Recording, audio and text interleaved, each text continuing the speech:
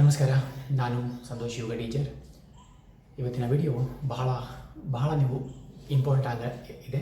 ಅದಕ್ಕೆ ಈ ವಿಡಿಯೋನ ಸಂಪೂರ್ಣವಾಗಿ ನೋಡ್ತಾ ಹೋಗಿ. ಇದು ಯಾರಿಗೆ ಬಹಳಷ್ಟು ಯೂಸ್ ಆಗುತ್ತೆ ಅಂತಂದರೆ ಯೋಗ ಶಿಕ್ಷಕರಿಗೆ ಅಷ್ಟೇ ಅಲ್ಲ, ಎಲ್ಲರಿಗೂ ಬಹಳಷ್ಟು ಉಪಯುಕ್ತವಾದಂತಹ ಒಂದು ಮಾಹಿತಿಯನ್ನು ನಾನು ಈ ವಿಡಿಯೋ ಮುಖಾಂತರ ಕೊಡ್ತಾ ಇದ್ದೀನಿ. ಹಾಗಂತ ನಾನು ಬಹಳಷ್ಟು ಅದ್ಭುತ ಪಂಡಿತ ಅಂತಿಲ್ಲ. ನಾನು ಕಲ್ತಿದ್ದು ಹಿಡಿಯಷ್ಟು, ಅದರಲ್ಲಿ ಪ್ಯೂರಾಗಿ 100% ಕಲ್ತಿದ್ದೀನಿ. ಹಿಡಿಯಷ್ಟು ಕಲಿಯೋದು ಇನ್ನೂ ಬೆಟ್ಟದಷ್ಟಿದೆ. ಮೌಂಟ್ ಎವರೆಸ್ಟ್ಗಿಂತಲೂ ಜಾಸ್ತಿ ಇದೆ ಕಲಿಯೋದು. ನಾನು ಕಲ್ತಿದ್ದು ಇಷ್ಟು ಹಿಡಿಯಷ್ಟೇ. ಓಕೆ, ಇದನ್ನು ಅರ್ಥ ಮಾಡ್ಕೊಳ್ಳಿ. ಅಹಂಕಾರದಿಂದ ಹೇಳ್ತಾ ಇಲ್ಲ, ನಿಮಗೆ ಜ್ಞಾನಕ್ಕೋಸ್ಕರ, ನಿಮ್ಮ ಜ್ಞಾನ ಸ್ವಲ್ಪ ವೃದ್ಧಿ ಆಗಲಿ ಅನ್ನೋಂಥ ಉದ್ದೇಶದಿಂದ. ನಿಮಗೂ ಇರುತ್ತೆ, ಇದ್ದರೂ ಕೇಳಿ, ಇರದೇ ಇದ್ರೂ ಕೇಳಿ. ಈಗ ಏನು ಅಂತಂದರೆ, ಆರೋಗ್ಯ ಅಂದರೆ ಯೋಗ ಮಾಡಿದ ತಕ್ಷಣ ನಮಗೆ ಆರೋಗ್ಯ ದೊರೆಯುತ್ತೆ, ಅನುಮಾನ ಇಲ್ಲ. ಆರೋಗ್ಯ ಏನು ಅಂದರೆ, according to World Health Organization ಏನು ಹೇಳುತ್ತೆ, ಸಾಮಾಜಿಕವಾಗಿ, ಮಾನಸಿಕವಾಗಿ ಮತ್ತು ದೈಹಿಕವಾಗಿ ನಾವು ಆರೋಗ್ಯವಾಗಿದ್ದೀವಿ ಅಂತಂದರೆ ಆವಾಗ ನಾವು ಆರೋಗ್ಯವಂತರು ಅಂತ ಅದೊಂದು ಉತ್ತರ ಕೊಡುತ್ತೆ. ಅದೇ ರೀತಿಯಾಗಿ ನಮ್ಮ ಋಷಿಮುನಿಗಳು ಏನು ಕೊಟ್ಟರು, ಏನೇ ಒಂದು ಹೇಳಿದ್ರು, ಒಂದು ವಿಶೇಷತೆ ಹೇಳಬೇಕು ನಮ್ಮ ಭಾರತೀಯರು ಹೇಳೋದ್ರಿಂದ ಯಾರೂ ಕೇಳಲ್ಲ. ಅದನ್ನು ಬೇರೆ ದೇಶದವರು ಬಂದು ಹೇಳಬೇಕು, ಅಮೇರಿಕಾದವರು ಬರಬೇಕು, ಇಲ್ಲ ಇಂಗ್ಲೆಂಡ್ದವರು ಬರಬೇಕು, ಇಲ್ಲ ಅಷ್ಟು ಯಾವ ಒಂದು ದೇಶದಿಂದ ಬಂದು ಹೇಳಬೇಕು. ಅದನ್ನು ಆವಾಗ ಮಾತ್ರ ನಮಗೆ ಇಲ್ಲಿ ಹೋಗಿಬಿಟ್ಟು, ಕಿವಿಯಲ್ಲಿ ಹೋಗಿಬಿಟ್ಟು ನೇರವಾಗಿ ಇಲ್ಲಿಂದ ಜಾಯಿನ್ ಆಗಿಬಿಟ್ಟು ಇಲ್ಲಿ ಬಂದುಬಿಡುತ್ತೆ ಹೃದಯಕ್ಕೆ.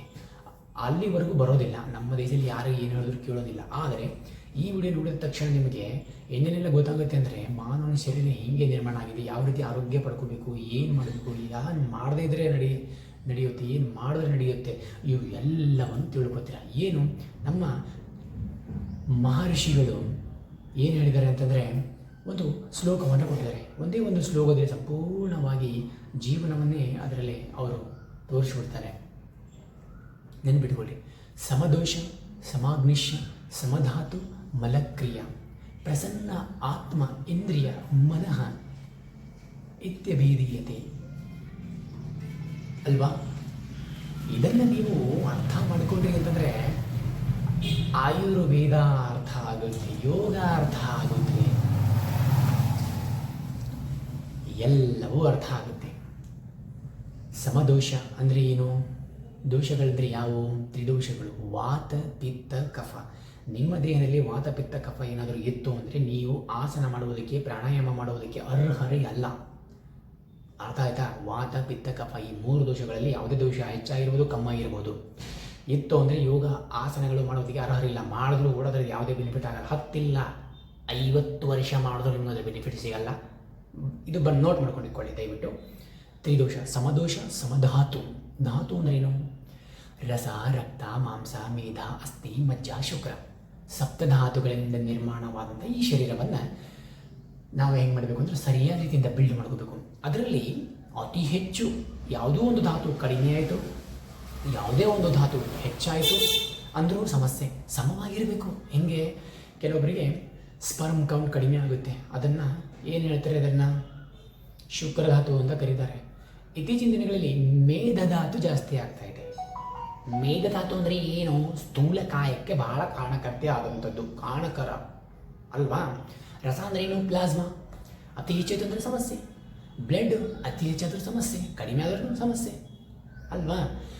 ರಸ, ರಕ್ತ, ಮಾಂಸ, ಮಸಲ್ಸ್, ಮಾಂಸ. ಮೇಧ ಅಂದರೆ ಫ್ಯಾಟ್, ಅತಿ ಹೆಚ್ಚಾದರೂ ಸಮಸ್ಯೆ ಅಲ್ವಾ. ಮಜ್ಜ ಅಲ್ವಾ. ಅಸ್ಥಿಧಾತು, ಶುಕ್ರಧಾತು. ಇವು ಸಪ್ತಧಾತುಗಳು ಸಮವಾಗಿರಬೇಕು. ಹೆಚ್ಚಾದರೂ ಸಮಸ್ಯೆ, ಕಡಿಮೆ ಆದ್ರೂ ಸಮಸ್ಯೆ ಅಲ್ವಾ. ಒಂದು ವೇಳೆ 7 ಧಾತುಗಳು ಹೆಂಗೆ ನಿರ್ಮಾಣ ಆಗ್ತಂದರೆ, ಮೊದಲು ರಸ, ರಕ್ತ, ಮಾಂಸ, ಮೇಧ, ಅಸ್ಥಿ, ಮಜ್ಜ, ಶುಕ್ರ, ಈ ರೀತಿ ಪ್ಯಾಟರ್ನ್ ಇರೋದು. ಅಕಸ್ಮಾತಾಗಿ ಮೇಧಧಾತು ಅತಿ ಹೆಚ್ಚಾಯಿತು ಅಂದರೆ ಮೇಧ ಅಂದರೆ ಫ್ಯಾಟ್, ಆ ಫ್ಯಾಟ್ ಅತಿ ಹೆಚ್ಚು ಇತ್ತು ಅಂದರೆ ಮುಂಬರುವ ಅಸ್ಥಿ ಮಜ್ಜ ಶುಕ್ರ ಏನಿರುತ್ತಲ್ಲ, ಆ 3 ಧಾತುಗಳು ಸರಿಯಾದ ರೀತಿಯ ಪೋಷಣೆ ಆಗ್ಲಿಕ್ಕೆ ಸಾಧ್ಯನೇ ಇಲ್ಲ. ಯಾಕೆಂದರೆ ಎಲ್ಲ ಪೋಷಣೆಯು ಈ ಒಂದು ಫ್ಯಾಟೇ ತಿಂತಾ ಇರುತ್ತೆ ಅಲ್ಲ. ಇದು ಮುಖ್ಯವಾಗಿ ನಮಗೆ ಗೊತ್ತಿರಬೇಕು. ಏನಾದರೂ ಒಂದು ಟ್ರೀಟ್ಮೆಂಟ್ ಮಾಡಬೇಕಿತ್ತಂದರೆ ನಿಧಾನ ಪರಿಮಾರ್ಜನ, ಆಯುರ್ವೇದದಲ್ಲಿ ಹೇಳ್ತಾರೆ ನಿಧಾನ ಪರಿಮಾರ್ಜನ ಅಂತ. ಮೊದಲು ಸಂಪೂರ್ಣವಾಗಿ ಆ ಬಾಡಿ ಏನು, ವಾತ ದಿನ, ಪಿತ್ತ ದಿನ, ಕಫ ಇದೆನಾ, ಅಥವಾ ವಾತ ಪಿತ್ತ ದಿನೋ, ಕಫ ಪಿತ್ತಿದನೋ, ಇದನ್ನೆಲ್ಲವನ್ನು ಗಮನ ಇಟ್ಕೊಳ್ಬೇಕಾಗುತ್ತೆ. ಆವಾಗ ನಾವು ಒಂದು ಒಳ್ಳೆ ರೀತಿಯಿಂದ ಯಾವ ಆಸನ ಕಲಿಸಬೇಕು, ಯಾವ ಪ್ರಾಣಾಯಾಮ ಮಾಡಿಸಬೇಕು, ಅದಕ್ಕಿಂತ ಪೂರ್ವದಲ್ಲಿ ಯಮ ಮತ್ತು ನಿಯಮದಲ್ಲಿ ಸಂಪೂರ್ಣವಾಗಿ ಶೌಚಕ್ರಿಯೆ ಶರೀರ ಶುದ್ಧೀಕರಣ ಪಂಚಕರ್ಮದ ಮುಖಾಂತರವಾಗಿ ಶರೀರ ಶುದ್ಧೀಕರಣ ಮಾಡಿದ ನಂತರ ಅದಕ್ಕೆ ನಿಯಮ ಕೊಟ್ಟಿದ್ದು ಅಂತ ಅಲ್ವಾ. ಏನು ನೇತಿ, ದೌತಿ, ಬಸ್ತಿ, ತ್ರಾಟಕ, ಕಪಾಲಭಾತಿ, ನೌಲಿ, ಏನು ತ್ರಾಟಕ ಮಾಡ್ತೀವಲ್ವ, ಇವೆಲ್ಲ ಷಟ್ಕರ್ಮಗಳನ್ನು ಸರಿಯಾದ ರೀತಿಯಿಂದ ನಾವು ಮಾಡಿದಾಗ ದೇಹ ಶುದ್ಧೀಕರಣ ಮಾಡಿದಾಗ ಅವಾಗ ಏನಾಗುತ್ತೆ ಅಂತಂದರೆ ನಾವು ಮುಂದೆ ಆಸನ ಮಾಡೋದಕ್ಕೆ ಅರ್ಹರಾಗ್ತೀವಿ, ಪ್ರಾಣಾಯಾಮ ಮಾಡೋದಕ್ಕೆ ಅರ್ಹರಾಗ್ತೀವಿ. ಅಲ್ಲಿವರೆಗೂ ಮಾಡೋಕ್ಕೆ ಹೋಗ್ಬೇಡಿ, ಮಾಡ್ಸೋಕ್ಕೂ ಹೋಗ್ಬೇಡಿ. ಯಾರಿಗೂ ಮೊದಲು ಚೆಕ್ ಮಾಡಿ ಏನಿದೆ ಸಮಸ್ಯೆ, ಏನಿಲ್ಲ, ಯಾಕೆ, ಏನು ಎತ್ತ ಅಂತ. ಅಲ್ಲಿವರೆಗೂ ಮಾಡ್ಸೋಕ್ಕೆ ಹೋಗ್ಬೇಡಿ ಯಾರಿಗೂ. ಆ ಪ್ರಾಣಾಯಾಮನೂ ಮತ್ತು ಇನ್ನೊಂದು ಎಲ್ಲೂ ಕೂಡ ಧ್ಯಾನದಿಂದ ನಿಮಗೆ ಭಾಳ ಶಾಂತಿ ಸಿಗುತ್ತೆ ಅಂತ ಹೇಳಕ್ಕೆ ಹೋಗ್ಬೇಡಿ. ಯಾಕೆಂದರೆ ಧ್ಯಾನ ಮಾಡೋಕ್ಕಾಗಲ್ಲ, impossible. You can't able to do meditation. ಎಲ್ಲಿವರೆಗೂ ಯಮ ಮತ್ತು ನಿಯಮ, ಆಸನ ಮತ್ತು ಪ್ರಾಣಾಯಾಮ, ಪ್ರತ್ಯಾಹಾರ ಮತ್ತು ಧಾರಣ ಎಲ್ಲಿವರೆಗೂ ಇವು ಕಂಪ್ಲೀಟ್ ಆಗಲ್ವೋ ಅಲ್ಲಿವರೆಗೂ ನೀವು ಈ ಮೆಡಿಟೇಷನ್ ಮಾಡ್ಲಿಕ್ಕಾಗಲ್ಲ ರೀ, ಹೊಟ್ಟೆ ಆಗಲ್ಲ. ಕೆಳಗಡೆ ನಂಬರ್ ಇದೆ, ನಿಮ್ಗೆ ಏನೋ ಅನುಮಾನ ಇತ್ತು ಅಂದ್ರೆ ಹೆಂಗೆ ಮಾಡಿಸ್ತೀರ ನೋಡೋಣ, ನಾನು ಕೇಳ್ತೀನಿ. ಇಲ್ಲಿ ಎಲ್ಲೂ ಏನಾದರೂ ಒಂದು ಹೇಳ್ತಿರಲ್ಲ, ಆ ಥರ ಮಾಡೋಕೆ ಹೋಗ್ಬೇಡಿ. ಸಪ್ತ ಧಾತುಗಳು ಸರಿ ರೀತಿಯಿಂದ ನಾವು ಸಮವಾಗಿರಬೇಕು. ರಸ, ರಕ್ತ, ಮಾಂಸ, ಮೇದ, ಅಸ್ಥಿ, ಮಜ್ಜೆ, ಶುಕ್ರ ನೆನ್ಬಿಟ್ಕೋಬೇಕು. ಅರ್ಥ ಆಯ್ತಾ? ಈಗ ಸಮದೋಷ ಸಮಾಗ್ನಿಶ್ಚ. ಅಗ್ನಿ ಏನು ಅಗ್ನಿ? ನಮ್ಮ ಶರೀರದಲ್ಲಿ 13 ಥರದ ಅಗ್ನಿಗಳಿರ್ತಾವೆ. ಇರದೇ ಜಠರಾಗ್ನಿ ಒಂದೇ, ಇವೆಲ್ಲ ಎಲ್ಲಿಂದ ಬಂದು ಅಂತೀರಾ? ಎಲ್ಲ 13 ಥರದ ಅಗ್ನಿಗಳಿರ್ತಾವೆ. ಏನು ಅಗ್ನಿ? ಮುಖ್ಯವಾಗಿ ಎಲ್ಲ ಅಗ್ನಿಗಳಲ್ಲಿ ನಮ್ಮ ಜಠರಾಗ್ನಿ ಭಾಳ ಅದ್ಭುತವಾಗಿರುತ್ತೆ. ಜಠರಾಗ್ನಿ ಅಂದರೆ ಏನು? ನಾವು ತಿಂದಂತಹ ಅನ್ನವನ್ನು ಸರಿಯಾದ್ರಿಂದ ಪಚಿಸಿ ಕೆಟ್ಟ ಭಾಗವನ್ನು ಹೊರಗಡೆ ಹಾಕಿ ಸಾರ ಭಾಗವನ್ನು ನಮ್ಮ ಶರೀರಕ್ಕೆ ಪೋಷಕ ತತ್ವಗಳನ್ನು ಪ್ರದಾನ ಮಾಡುತ್ತೆ ಜಠರಾಗ್ನಿ. ರೋಗ ನಿರೋಧಕ ಶಕ್ತಿ ಎಲ್ಲಿದೆ ಅಂದರೆ ಜಠರಾಗ್ನಿಯಲ್ಲಿದೆ. ಯಾವುದೇ ಮೆಡಿಸಿನ್ನು, ಊಟ ತಿಂಡಿ, ಊಟೋಪಚಾರದಲ್ಲಿ ಇಲ್ಲ. ಆಯಿತಾ? ಈಗ ನಮ್ಮ ಗಮನದಲ್ಲಿ ಇಟ್ಕೊಳ್ಳಿ. ಸಮಾಗ್ನಿ ಅಂತಂದರೆ 13 ಅಗ್ನಿ ಹೆಂಗೆ ಬಂದು ಎಲ್ಲಿಂದ ಎಲ್ಲಿವೆ? 7 ಧಾತು ಅಗ್ನಿಗಳು. ಅದೇ ನಾನು ಹೇಳಿದಲ್ಲ, ರಸ, ರಕ್ತ, ಮಾಂಸ, ಮೇದ, ಅಸ್ಥಿ, ಮಜ್ಜೆ, ಶುಕ್ರ. 7 ಧಾತು ಅಗ್ನಿ. ಅವು ಅದರಲ್ಲೂ ಅಗ್ನಿ ಇದೆ ಅಲ್ವಾ? ಇನ್ನು 5 ಭೂತಾಗ್ನಿಗಳು, 5, 7, 1 ಜಠರಾಗ್ನಿ ಅಲ್ವಾ? ಇವೆಲ್ಲವನ್ನು ನಾವು ಕ್ಯಾಲ್ಕುಲೇಷನ್ ಮಾಡಿದಾಗ ಎಷ್ಟು ಅಗ್ನಿಗಳು ಬರ್ತವೆ ಅಂತಂದರೆ 13 ಅಗ್ನಿಗಳಾಗ್ತವೆ. ಇವು 13 ಅಗ್ನಿಗಳು ಸರಿಯಾದ ರೀತಿಯಿಂದ ಇರಬೇಕಾದವ. ಸಮದೋಷ ಸಮಾಗ್ನಿಶ ಸಮಧಾತು ಮಲಕ್ರಿಯ. ಧಾತು ಸರಿಯಾದ ರೀತಿಯಿಂದ ಇರಬೇಕು. ಮಲಕ್ರಿಯೆಗಳು ಸರಿಯಾದ ರೀತಿಯಿಂದ ಹೋಗ್ತಾ ಇರಬೇಕು. ನಮ್ಮ ದೇಹದಲ್ಲಿರ್ತಕ್ಕಂಥ ಈ ಮೂತ್ರ ಆಗಿರ್ಬೋದು, ನಾವು ಮಲ ವಿಸರ್ಜನೆ ಮಾಡೋದಾಗಿರ್ಬೋದು, ಇನ್ನೊಂದು ಬೆವರು, ಈ ತ್ರಿಮಲಗಳನ್ನು ಸಂಪೂರ್ಣವಾಗಿ ದೇಹದಲ್ಲಿ ಇಡದೆ ಅದನ್ನು ಸಂಪೂರ್ಣವಾಗಿ ಹೊರಗಡೆ ಹಾಕಿದಾಗ ಹೊರಗಡೆ ಹೋಯಿತು ಅಂದರೆ ಮಾತ್ರ ನಾವು ಯೋಗ ಮಾಡೋದಕ್ಕೆ ಅರ್ಹರು, ಆಸನ ಮಾಡೋದಕ್ಕೆ ಅರ್ಹರು, ನಮ್ಮ ದೇಹ ಪುಷ್ಟೀಕರಣ ಆಗೋದಕ್ಕೆ ಅರ್ಹತೆ ಬರುತ್ತೆ. ಇಲ್ಲ ಅಂದರೆ ಬರಲ್ಲ, ಮಾಡೋಕ್ಕೆ ಹೋಗಬೇಡಿ, ಮಾಡ್ಸೋಕ್ಕೆ ಹೋಗಬೇಡಿ. ಮೊದಲು ಟೆಸ್ಟ್ ಮಾಡಬೇಕು, ಅದನ್ನು ಮೊದಲು ಪರೀಕ್ಷೆಗೆ ಒಳಪಡಿಸಬೇಕಾಗತ್ತೆ. ಸುಮ್ಮನೆ ಹೋಗಿ ಅಲ್ಲರಿ, ದೇಹದಲ್ಲಿ ಪೂರ ಕಲ್ಮಶ ಇದೆ, ವಿಷ ಇದೆ. ಆ ವಿಷ ಇಟ್ಕೊಂಡು ಮತ್ತೆ ನಾವು ಮ್ಯಾಲಿಂದ ಅಮೃತ ಹಾಕ್ತೀವಿ ಅಂದರೆ ಅದು ದೇಹಕ್ಕೆ ಪೋಷಣೆ ಸಿಗುತ್ತಾ? ಸಿಗೋದಿಲ್ಲ, ಇಂಪಾಸಿಬಲ್. ಓಕೆ, ಮುಖ್ಯವಾಗಿ ನಾವೆಲ್ಲರೂ ಸಮಧಾತು, ಈ ಸಮಧಾತು ಸರಿ ಇರಬೇಕು. ಯಾವಾಗಲೂ ಎಲ್ಲವೂ ಸಮವಾಗಿರಬೇಕು. ಸಮ ಇರಲಿಲ್ಲ ಅಂದರೆ ಇಲ್ಲ, ಏನೂ ಇಲ್ಲ. ಅದಕ್ಕೆ ಏನು ಹೇಳ್ತಾನೆ ಇಲ್ಲಿ ಮಹರ್ಷಿ ಏನು ಹೇಳ್ತಾರೆ ಅಂದರೆ, ಚರಕ ಮಹರ್ಷಿಗಳಿರ್ಬೋದು, ಸುಶ್ರುತ ಮಹರ್ಷಿಗಳಿರ್ಬೋದು, ವಾಗ್ಭಟಾಚಾರ್ಯರಿರ್ಬೋದು,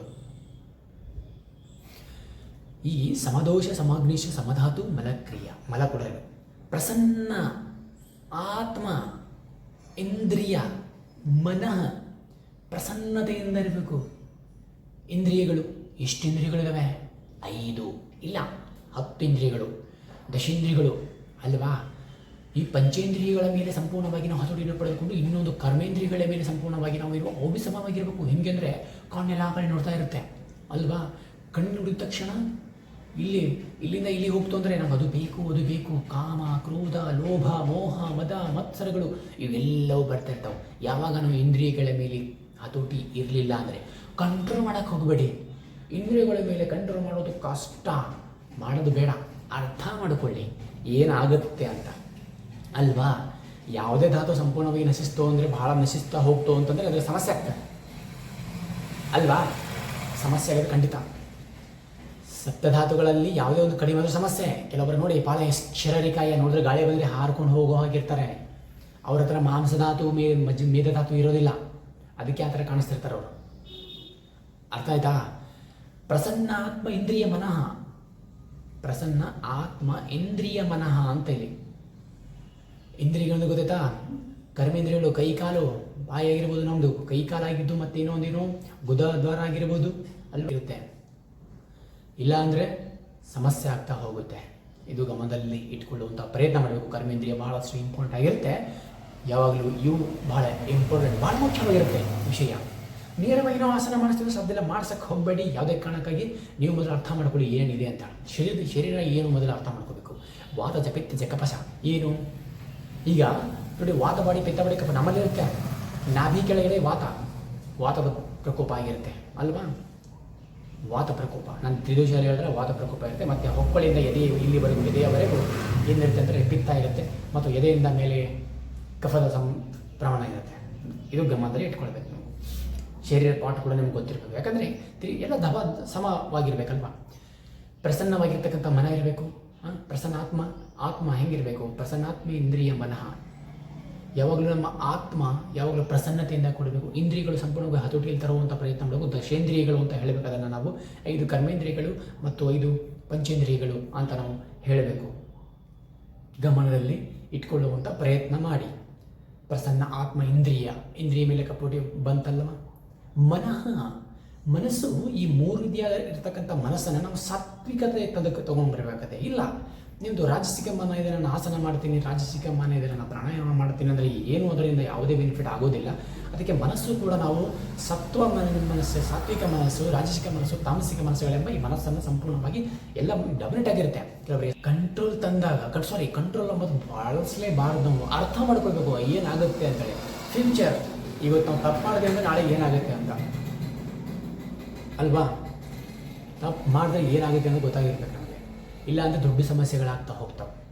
ಯಾವಾಗಲೂ ನೋಡಿ, ಇವೆಲ್ಲವನ್ನು ನಾವು ಸಂಪೂರ್ಣವಾಗಿ ಅರ್ಥ ಮಾಡ್ಕೊಂಡಿವಿ ಅಂತಂದರೆ ಈ ತಮಸ್ಸನ್ನು ಏನು ಮನ ಇದೆಯಲ್ಲ, ತಮಸ್ಸು ಅಂತೇಳಿ ತಾಮಸಿಕ ಮನಸ್ಸು ಬಹಳ ಭಯಂಕರವಾದದ್ದು. ಸಂಪೂರ್ಣವಾಗಿ ಮನುಷ್ಯನನ್ನು ಸರ್ವನಾಶಕ್ಕೆ ಕೊಂಡೊಯ್ಯುತ್ತೆ. ಇಂದ್ರಿಯಗಳನ್ನು ಪ್ರಸನ್ನ, ಆತ್ಮಕ್ಕೆ ಪ್ರಸನ್ನ ಆಯಿತು ಅಂತಂದರೆ ನಾವು ಈ ಮನಸ್ಸಿನ ಮೇಲೆ ಶಾಶ್ವತವಾದಂಥ ಸುಖವನ್ನು ಪಡೆಯೋದಕ್ಕೋಸ್ಕರ ನಮಗೆ ಭಾಳ ಹೆಲ್ಪ್ ಆಗುತ್ತೆ. ಈ ರೀತಿಯಾಗಿ ನಮ್ಮ ಮಹರ್ಷಿಗಳು ಹೇಳ್ತಾರೆ, ಸಮದೋಷ ಸಮಾಗ್ನಿಶ್ಯ ಸಮಧಾತು ಮನಕ್ರಿಯ ಪ್ರಸನ್ನ ಆತ್ಮ ಇಂದ್ರಿಯ ಮನಃ ಇತ್ಯವೀದೀಯತೆ ಅಂತ ಕರೀತಾರೆ, ಹೇಳ್ತಾರೆ ಇದನ್ನು. ಅದಕ್ಕೆ ನಮ್ಮ ದೇಹದಲ್ಲಿ ಸಪ್ತ ಧಾತುಗಳು ಚೆನ್ನಾಗಿರಬೇಕು, ತ್ರಿದೋಷಗಳು ಸಮವಾಗಿರಬೇಕು, 13 ಅಗ್ನಿಗಳು ಸಮವಾಗಿರಬೇಕು. ಇವು ಎಲ್ಲ ಅಗ್ನಿ, ಎಲ್ಲ ದೋಷ ಎಲ್ಲ ಸಂಪೂರ್ಣವಾಗಿ ಸಮವಾಗಿತ್ತು ಅಂತಂದಾಗ ಅವಾಗ ಮಾತ್ರ ನಾವು ಆರೋಗ್ಯವಂತ ಅಂತ ಕರಿತೀವಿ. ಹೊರತು ನಾವು ಯಾರೋ ಏನು ಹೇಳ್ತೀವಿ ಅಂತಂದರೆ ಅದು ಸಾಧ್ಯ ಇಲ್ಲದ ಒಂದು ನಂಬಲಾರದಂಥ ಉತ್ತರ ಅಂತ ನಾವು ಕಂಡುಕೊಳ್ಬೇಕು. ಇದು ನಮ್ಮ ಭಾರತ ದೇಶದವರು ಭಾಳ ದುರ್ದೈವ ಅಂದರೆ ಏನು ಅಂತಂದರೆ, ನಮ್ಮ ಭಾರತ ದೇಶದವರು ಹೇಳಿದ್ರೆ ಯಾರೂ ಕೇಳೋದಿಲ್ಲ. ಯಾಕೆಂದರೆ ಅವ್ರಿಗೆ ಅಮೇರಿಕಾದವರೇ ಬರಬೇಕು. ಯಾಕೆಂದರೆ ಅಮೇರಿಕ ಯಾಕೆ ಹೆಸರಿದ್ದಾಗ ಅಮೇರಿಕಾ ಇನ್ಸ್ಟಿಟ್ಯೂಟ್ ಬಗ್ಗೆ ಹೇಳಿದೆ ಅಂದರೆ ಆ ಇನ್ಸ್ಟಿಟ್ಯೂಟ್ ಹೀಗೆ ಹೇಳಿದೆ ಹಾಗೆ ಹೇಳಿದೆ ಅಂತ ಹೇಳಿದಾಗ ಅದು ಏನು ಹೇಳ್ತಾರೆ, ಫಾಸ್ಟಿಂಗ್ ಅಂತ ಅಮೇರಿಕಾದವ್ರು ಹೇಳಿದಾರೆ ಅಂದರೆ ನೀವು ನಾಳೆಂದರೆ ಪ್ರಾರಂಭ ಮಾಡ್ತೀರಾ. ನಮ್ಮ ಋಷಿಮುನಿಗಳು ನಾವು ಇವತ್ತು ಹೇಳಿದ್ರೆ ಲಂಘನಂ ಪರಮೌಷಧಂ ಅಂತ ಅಂದರೆ ಹಿಂಗೆ ಮಾಡ್ತಾರೆ, ಈ ಥರ ಆಗುತ್ತೆ. ಇದು ದುರ್ದೈವ ಬಿಡಿ. ಆದರೂ ಕೂಡ ಎಲ್ರಿಗೂ ಈ ಒಂದು ಶ್ಲೋಕದ ಮುಖಾಂತರವಾಗಿ ನಿಮಗೆ ಸಂಪೂರ್ಣವಾದಂಥ ಜ್ಞಾನವು ಪ್ರಾಪ್ತಿಯಾಗುತ್ತೆ. ಯಾವುದೇ ಕಾರಣಕ್ಕೂ ನೀವು ಮಾಡುವಂಥ ವಿಚಾರಗಳು ಏನು ಅಂತಂದರೆ, ನೀವು ಈ ಒಂದು ಶ್ಲೋಕ ಏನಿದೆಯಲ್ಲ, ಈ ಶ್ಲೋಕವನ್ನು ನೀವು ಒಂದೇ ಬಾರಿ ಈ ಶ್ಲೋಕವನ್ನು ನೀವು ಪಠಿಸಿದ್ರಿ ಅಂತಂದರೆ ನಿಮಗೆ ಸಂಪೂರ್ಣವಾದ ಆಯುರ್ವೇದ ಜ್ಞಾನ, ಅಂದರೆ ಈ ಮನುಷ್ಯನ ಶರೀರದಲ್ಲಿರ್ತಕ್ಕಂಥ ಎಲ್ಲ ದೋಷಗಳು ಯಾವ ರೀತಿ ಕಡಿಮೆ ಮಾಡಬೇಕು, ಹೇಗೆ ಯಾವಾಗ ಹೇಗೆ ಎಲ್ಲವೂ ಋತುಚರ್ಯ, ಅದು ರಾತ್ರಿಚಾರ್ಯ, ದಿನಚಾರ್ಯ, ಇವೆಲ್ಲವನ್ನು ನಾವು ಗೊತ್ತಿರಬೇಕು ನಮಗೆಲ್ಲ. ಯಾವ ಋತುವಿನಲ್ಲಿ ಏನು ದೊಡ್ಡ ಸಮಸ್ಯೆ ಆಗುತ್ತೆ, ಯಾವ ಋತುವಿಗೆ ಅನುಸಾರವಾಗಿ ಆಹಾರ ತಿನ್ನಬೇಕು, ಋತುವಿಗೆ ಅನುಸಾರವಾಗಿ ಆಹಾರ, ವಿಹಾರ, ಆಚಾರ, ವಿಚಾರಗಳು ಯಾವ ರೀತಿ ಮಾಡಬೇಕು ಅನ್ನೋದ್ರ ಬಗ್ಗೆ ಅರ್ಥ ಮಾಡಬೇಕು. ಋತುಗಳ ಅಧ್ಯಯನ ಮಾಡಬೇಕು. ನಾವು ಆಯುರ್ವೇದದ ಅಧ್ಯಯನ ಮಾಡಬೇಕು, ಸ್ವಸ್ಥ ವೃತ್ತದ ಬಗ್ಗೆ ಅಧ್ಯಯನ ಮಾಡಬೇಕು, ಸದ್ದು ವೃತ್ತದ ಬಗ್ಗೆ ಅಧ್ಯಯನ ಮಾಡಬೇಕಾಗುತ್ತೆ. ಇವೆಲ್ಲವನ್ನು ಅಧ್ಯಯನ ಮಾಡುವುದಕ್ಕೆ ನಮಗೆ ಮಾರ್ಗವಾಗಿ ಇರತಕ್ಕಂಥವು ಮಹಾನ್ ಋಷಿಗಳಾಗಿರ್ತಕ್ಕಂಥ ಚರಕ ಮಹರ್ಷಿಗಳು ಬರತಕ್ಕಂಥ ಚರಕ ಸಂಹಿತೆ ಇದೆ, ತೆಗೆದುಕೊಳ್ಳಿ. ಅಷ್ಟಾಂಗ ಹೃದಯ ಅದ್ಭುತವಾದಂಥ ಒಂದು ಗ್ರಂಥ ಇದೆ, ವಾಗ್ಭಟ ಆಚಾರ್ಯರು ಬರೆದಿರತಕ್ಕಂಥದ್ದು. ಸುಶ್ರುತ ಸಂಹಿತೆ ಇದೆ, ಸುಶ್ರುತ ಮಹರ್ಷಿಗಳು ಬರೆದಿದ್ದು. ಜಗತ್ತಿನ ಮೊದಲ ಪ್ಲಾಸ್ಟಿಕ್ ಸರ್ಜನ್ ಸುಶ್ರುತ ಮಹರ್ಷಿಗಳು ಅಂತ ನಾವು ಹೇಳ್ಬೋದು. ಇವು ಎಲ್ಲವನ್ನು ನಾವು ಅಧ್ಯಯನ ಮಾಡಬೇಕಾಗುತ್ತೆ. ಅಧ್ಯಯನ ಮಾಡಿ ಅದನ್ನು ಎಕ್ಸ್ಪೆರಿಮೆಂಟ್ ಮಾಡಬೇಕಾಗುತ್ತೆ.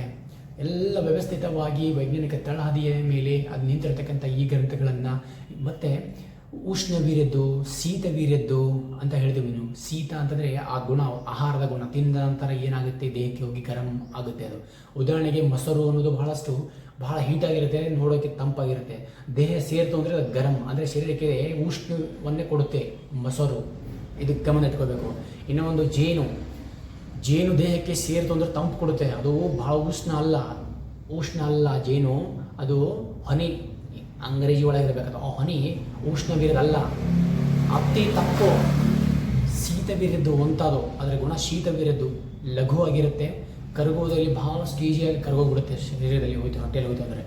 ಇವೆಲ್ಲವನ್ನು ನಾವು ಅಧ್ಯಯನ ಮಾಡಿದೀವಿ ಅಂತಂದರೆ ನಿಮಗೆ ಮುಂಬರುವ ದಿನಗಳಲ್ಲಿ ಯಾವುದಾದ್ರೂ ಒಂದು ರೋಗಿ ಬಂತು ಅಂತಂದರೆ ರೋಗವನ್ನು ಸಂಪೂರ್ಣವಾಗಿ ಕಡಿಮೆ ಮಾಡುವಂಥ ಸಾಮರ್ಥ್ಯ ಮೇಲೆ ಬಂದಿರುತ್ತೆ. ಅಧ್ಯಯನವನ್ನು ವೈಜ್ಞಾನಿಕ ತಳಹದಿಯ ಮೇಲೆ ಮಾಡ್ತಾ ಹೋಗಿ. ಯಾಕೆ ಬಂತು ಬ್ಯಾನಿ? ಎಕ್ಸಾಂಪಲ್, ಶುಗರ್ ಬಂದಿದೆ. ಶುಗರ್ ಯಾಕೆ ಬಂತು? ಕಾರಣ ಏನು? ಅವರ ಹತ್ರ ಲಕ್ಷಣಗಳು ಏನಿದ್ದಾವೆ? ಅದು ಯಾವ ರೀತಿ ಕಡಿಮೆ ಮಾಡಬೇಕು? ಇತಿಹಾಸದಲ್ಲಿ ಅವರು ಏನೇನು ಮಾಡಿದರು, ಹಿಂದೆ ಅವರ ಜೀವನದಲ್ಲಿ ಗತಕಾಲದಲ್ಲಿ ಏನು ಮಾಡಿದ್ರು, ಅದ್ರ ಬಗ್ಗೆ ಸಂಪೂರ್ಣವಾಗಿ ತಗೊಂಡು ಸಂಪೂರ್ಣವಾಗಿ ಶರೀರವನ್ನು ಶುದ್ಧೀಕರಣ ಮಾಡಿಬಿಟ್ಟು ಏನು ಕೊಡಬೇಕು, ಅದು ವಾತದಿಂದ ಬಂದಿದ್ದು, ಪಿತ್ತದಿಂದ ಬಂದಿದ್ದು, ಕಫದಿಂದ ಬಂದಿದ್ದು, ಕಫ ಡಮಿನೆಂಟ್ ಇದೆಯಾ, ಅವು ಏನಾಗಿದೆ, ಪಲ್ಸ್ ರೇಟ್ ರೀತಿ ಎಲ್ಲವನ್ನು ಸರಿಯಾದ ರೀತಿ ಅಧ್ಯಯನ ಮಾಡಿ 6 ತಿಂಗಳ ಈಗಂತೂ ನಿಮ್ಗೆ ಬಹಳ ಸ್ಟೇಜ್ ಇರುತ್ತೆ ಎಲ್ಲ ಗುರುಗಳಿಗೆ, ಯೋಗಗಳಿಗೂ 6 ತಿಂಗಳ ಕಾಲ ಸಂಪೂರ್ಣವಾಗಿ ಇದರ ಬಗ್ಗೆ ಅಧ್ಯಯನ ಮಾಡಿ, ಆತ್ಮೀಯತೆಯಿಂದ ಮಾಡಿ, ಅಭ್ಯಾಸ ನೀವು ಮಾಡಿ, ಮತ್ತೊಬ್ಬರನ್ನು ಮಾಡಿಸಿ ಒಂದು ಸಮಾಜವನ್ನು ಕಟ್ಟುವುದಕ್ಕೆ ಬಹಳ ಅದ್ಭುತವಾಗಿರುತ್ತೆ. ಈ 12ನೇ ಒಂದು ಯೋಗ ಏನು ಬಂದ ದಿನ ಬರ್ತಾ ಇದೆಯಲ್ಲ, ದಿನಗಳು ಹೋಗ್ತವೆ. 12 ಇಲ್ಲ 20ನೇ ಯೋಗದೇನು ಬರುತ್ತೆ, ಅದು ಯಾರು ನಿಲ್ಲಿಸೋಕ್ಕಾಗಲ್ಲ. ಆದರೆ ನಿಮ್ಮ ಜೀವನದಲ್ಲಿ ಯೋಗ ಡೇ ಯಾವತ್ತು ಬರುತ್ತೆ, ಅದು ಬಹಳಷ್ಟು ಇಂಪಾರ್ಟೆಂಟ್ ಆಗಿರುತ್ತೆ. ನಿಮ್ಮ ಜೀವನದಲ್ಲಿ ಯೋಗ ದಿನ ಪ್ರಾರಂಭ ಆಗಬೇಕು, ಬಂದು ಹೋಗಬಾರ್ದು. ನಿಮ್ಮದಲ್ಲಿ ಯೋಗ ದಿವಸ ಪ್ರಾರಂಭ ಆಗಬೇಕು. ನನ್ನಲ್ಲಿ ಪ್ರಾರಂಭ ಆಗಿದೆ, ಅದಕ್ಕೆ ಹೇಳ್ತಾ ಇದ್ದೀನಿ.